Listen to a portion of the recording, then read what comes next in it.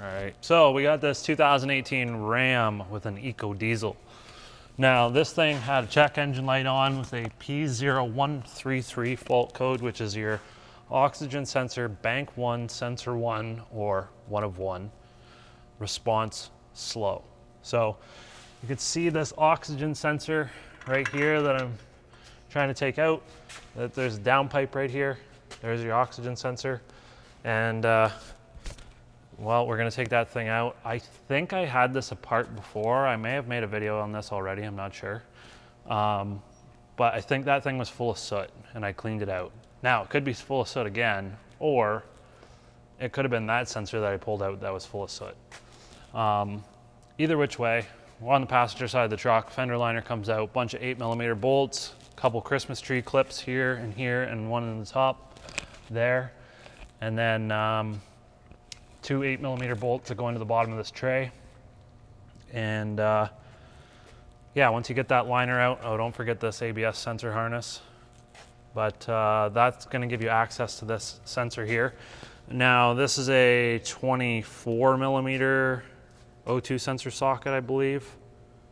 I can't honestly remember. I'm not 100% sure. It's the one that every friggin' car on the road uses. Not the bigger one. You can see that one's bigger. But anyhow, I'm gonna take that out.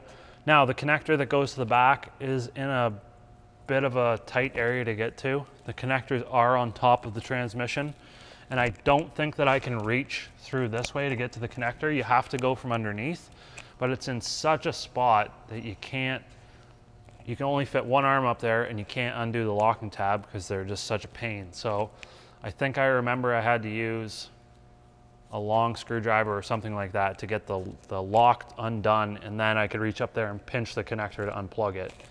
It's such a pain, but anyhow, I'm just gonna try to spin the harness and we'll get this thing out of here. All right guys, so there you go. You can take a look at that. Look how much soot is on the end of that sensor. You can see, I believe I cleaned this one off already, but I could be wrong, but look at all that soot. What I'm gonna do is clean this off. I'm gonna use compressed air. I'm gonna blow all that soot out of there.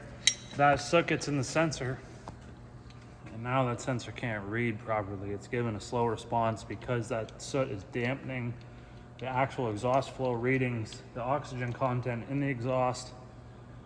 It's trying to think of the word. It's screwing up the readings. Anyhow, so yeah, we're gonna clean that thing out. There's probably like some sensor cleaner you could buy. I really wouldn't get too carried away with buying specific things to do this job. I would just give it a wipe off with a rag and then get some compressed air, blow it out the best you can, get it nice and clean.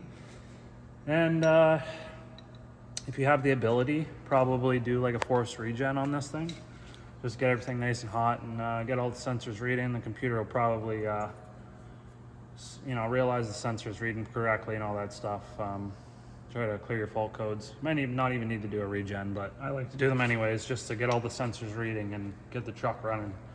And that way I'm confident giving the customer the truck back and know that everything's running tip-top the way it's supposed to. So I'm gonna say that's definitely the fault though.